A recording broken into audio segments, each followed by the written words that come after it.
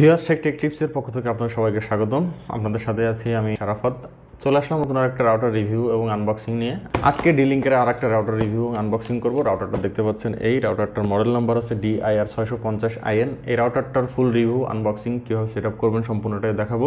তার আগে রাউটারের বাইরের বিষয়ে কিছু তথ্য দিয়ে নিই আপনাদের। এখানে দেখতে পাচ্ছেন ইউসিসির বড় একটা লোগো আছে। বাংলাদেশে ইউসিসি টেকনোলজি রাউটার ইম্পোর্ট করে থাকে। রাউটারটার প্রাইস এখানে দেওয়া আছে 1790। যাদের প্রাইস রেঞ্জ 1500 থেকে 1800-র ভিতরে তারা এই রাউটার নিতে পারেন।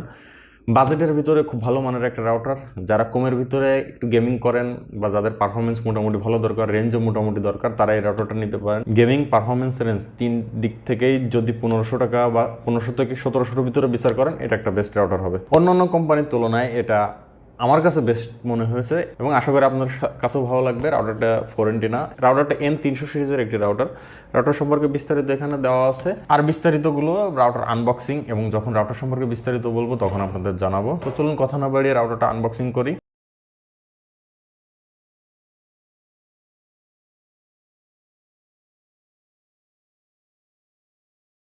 দেখি রাউটার প্যাকেটের ভিতরে আমরা কি কি পাচ্ছি।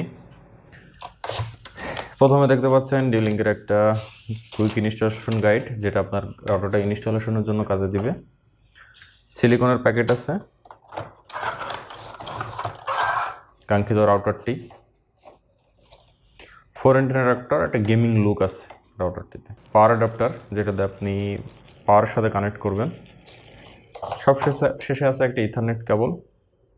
ইথারনেট কেবলটা ভালো মানের দিয়ে থাকে ডিলিঙ্ক, সবসময় খুব ভালো মানের কেবল। আমার কাছে খুব ভালো লাগে ডিলিঙ্কের ইথারনেট কেবল যেগুলো দেয়। ভিউয়ার্স, আনবক্সিংয়ের পর রাউটারটা আমার হাতে দেখতে পাচ্ছেন।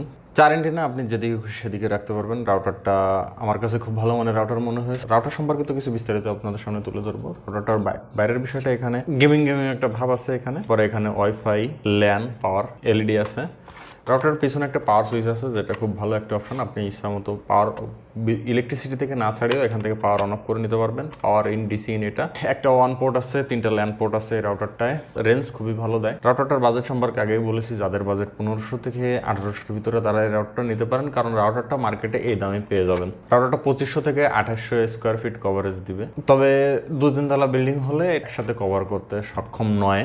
রাউটারটা 300 Mbps রাউটার হয়, মোটামুটি ভালো পারফরমেন্স পাবেন। গেমিংয়ের জন্য ভালো, যদিও N300 রাউটার গেমিংয়ের জন্য খুব ভালো পারফরমেন্স দেয় না। তারপরেও যাদের বাজেট কম, 1-2 জন গেম খেলবেন, তারা এই রাউটারটা নিতে পারেন। গেমের জন্য মোটামুটি আপনাদের জন্য ভালো হবে। 4 অ্যান্টেনা 5D/4টায় আপনারা যেদিকে খুশি সেদিকে রাখতে পারেন আপনাদের সুবিধা মতো। রাউটারটার বাইরে এখানে ডিলিঙ্কের একটা লোগো দেওয়া আছে। রাউটারটার পিছনে এখানে রাউটারের IP অ্যাড্রেস দেওয়া আছে, যেটা দিয়ে আপনি রাউটারের ভিতরে ঢুকে রাউটারটা কনফিগারেশন করতে পারবেন। রাউটার কীভাবে কনফিগারেশন করতে হয় সেটা আমি দেখিয়ে দেবো। ফার্মওয়্যার জনিত সমস্যা রাউটারটার মাঝে মাঝে দেখা দেয়, মাঝে মাঝে ফার্মওয়্যার আপডেট করে নিতে হয়। যখন ফার্মওয়্যার আপডেট করতে হবে তখন আপনারা অবশ্যই বুঝে যাবেন। বা আমি এই রাউটার ফার্মওয়্যার আপগ্রেড বা ফার্মওয়্যার কোথায় পাবেন সেটা নিয়ে একটা ভিডিও তৈরি করার ইচ্ছা আছে। কী কী ধরনের অসুবিধা হতে পারে ফার্মওয়্যার জনিত কারণে এবং ফার্মওয়্যার আপডেট কীভাবে দিবেন সেটা নিয়ে আমি একটা ভিডিও তৈরি করি। এই সমস্যা ছাড়া রাউটারটা তেমন কোনো সমস্যা নেই। সাথে করে আরও 3 বছরের ওয়ারেন্টি পাচ্ছেন, যেটা সাধারণত কোনো রাউটারেই দেয় না 1 বছরের বেশি, কিন্তু এই রাউটারটা 1 বছর পাবেন। আপনি রিপ্লেসমেন্ট পরবর্তী 2 বছর রিপ্লেসমেন্ট পাবেন, কিন্তু সেটা হচ্ছে কোম্পানির পলিসি অনুযায়ী। যদি আপনার ঠিক হয় ঠিক করে দিবে, তা না হলে আপনাকে নতুন আর একটা দিয়ে দেবে। কিন্তু সেক্ষেত্রে আপনাকে কিছুটা সময় অপেক্ষা করতে হতে পারে। কিন্তু যদি আপনার 1 বছরের ভিতরে কিছু হয় তাহলে সাথে সাথে রিপ্লেস করে দিবে। যারা হেভি ইউজার তাদের জন্য এই রাউটার না, মোটামুটি বাজার গেম খেলেন, ফেসবুক ব্রাউজিং, ইন্টারনেট ব্রাউজ করেন, তাদের জন্য এই রাউটারটা ভালো হবে। এই রাউটারটা একসাথে 256 জন পর্যন্ত কানেক্ট থাকা যায়। একটা ডিভাইসের পারফরমেন্স, ফার্মওয়্যার, মেমোরির একটা ব্যাপার স্যাপার থাকে, সব বিষয়ে মিলেই আসলে পারফরমেন্স হয়। যেহেতু এটা সব কিছুই হাই কনফিগারেশন না, তার জন্য কানেক্ট থাকলেও আপনি ভালো সার্ভিস পাবেন না। তো রাউটারের সুবিধা অসুবিধা নিয়ে আলোচনা হলো, রাউটারের প্রাইস সম্পর্কে আলোচনা হলো, রাউটার কীভাবে কনফিগারেশন করবেন শুধু সেটাই বাকি থেকে গেছে। তো চলুন রাউটারটা কীভাবে কনফিগারেশন করবেন সেটা দেখি। বরাবরের মতো রাউটার কনফিগারেশনের জন্য আপনার ইথারনেট কেবলটা যে কোনো ল্যান্ড পোর্টে লাগাবেন। আপনার পাওয়ার অ্যাডাপ্টারটা রাউটারের পাওয়ার ইন করাবেন, আর আপনার আইএসপি থেকে যে কেবলটা আসছে সেটা রাউটারের ওয়ান পোর্টে লাগাবেন। পরে আপনি পিসি স্ক্রিনে চলে যাবেন। চলুন পিসি স্ক্রিনে চলে যাই। রাউটার কনফিগারেশনের জন্য রাউটার ওয়াইফাই বা ল্যানে কানেক্ট করার পর আপনি আপনার যে কোনো ব্রাউজারে ঢুকে ডিলিঙ্কের যে IP অ্যাড্রেস আছে সেটা ঢুকবেন। ঢোকার পরে এরকম আসবে, এখান থেকে অ্যাডমিন ক্লিক করে ইনপুট করে সাইন ইন করবেন। সাইন ইন করার পর এরকম দেখাবে, এখান থেকে আপনি আপনার রাউটার কনফিগারেশন করবেন। এখানে বেশ কয়েকটা অপশন আছে ডিলিঙ্কের। এই রাউটারটা কনফিগারেশন করা খুবই সহজ। আপনি যদি এপি মোডে করতে চান, এপি মোডে ক্লিক করে শুধু নাম চেঞ্জ করে দিলে হবে, ল্যান আইপি অ্যাড্রেস, দুইটা অপশন অনলি। রাউটারে গিয়ে আপনি রাউটারে বেশ কয়েকটা অপশন পাবেন, রাউটারের নাম চেঞ্জ করতে পারবেন এখান থেকে। তারপর এপি মোডে যে আপনি আপনার ল্যান আইপি অ্যাড্রেস দিবেন, আর রাউটার মোডে গিয়ে এখানে আপনি আপনার রাউটারের নাম এবং রাউটার পাসওয়ার্ড দিবেন। ফিক্সড আইপি হলে এখানে ফিক্সড আইপি দিবেন, মানে স্ট্যাটিক রাউটিং। ডিএইচসিপি হলে ডিএইচসিপি দরকার নেই। পিপিও হলে আপনার আইএসপি থেকে যে আইডি পাসওয়ার্ড দিয়েছে সেটাতে সেভ অ্যান্ড অ্যাপ্লাই করবেন। রিপিটার মোডে ব্যবহার করলে এখানে রিপিটার মোড ক্লিক করার পর এরকম আসবে। এখান থেকে এখানে আপাতত কোনো এসএসআইডি শো করছে না, তার মানে ওয়াইফাই সিগন্যাল। এখানে আপনি রিপিটার মোড দুইটা অপশন আছে, এখান থেকে রিপিটার ডব্লিউএসপি ক্লিক করার পর এখানে সাইট সার্ভেতে ক্লিক করার পর আপনার যতগুলো সিগন্যাল আছে এর ভিতর থেকে আপনার সিগন্যালটা ক্লিক করে আপনি কানেক্ট করে নিতে পারবেন।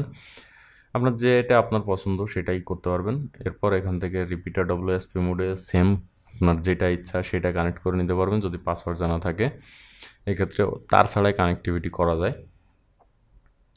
এখানে দেখবেন যে সিগন্যালগুলো ভালো পাচ্ছে সেটাই করবেন। ক্লায়েন্ট রাউটার হিসেবে ব্যবহার করতে চাইলে সেটাও করতে পারবেন, সে প্রসেস একই। ক্লায়েন্ট ডব্লিউএসপি মোডেও প্রসেস একই। এখান থেকে আপনার যেটা সিগন্যাল প্রয়োজন সেটা ক্লিক করে পাসওয়ার্ড দিলে হবে। ক্লায়েন্ট ডব্লিউএসপি মোডেও সেম কেস, আপনি এখান থেকে একইভাবে সিগন্যাল সিলেক্ট করে আপনি পাসওয়ার্ড দিলে হয়ে যাবে। সাধারণত আমরা রাউটার মোডে কনফিগারেশন করে থাকি, তার জন্য এখানে যাব, যাওয়ার পর এখানে আপনার ওয়াইফাই যে নাম সেটা দিব।